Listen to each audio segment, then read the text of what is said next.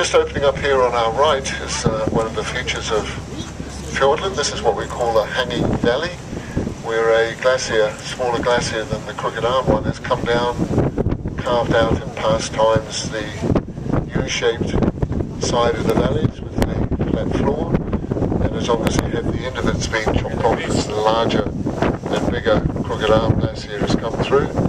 So as you can imagine, it's just come down and it's just stopped. It's been chopped off. So that's what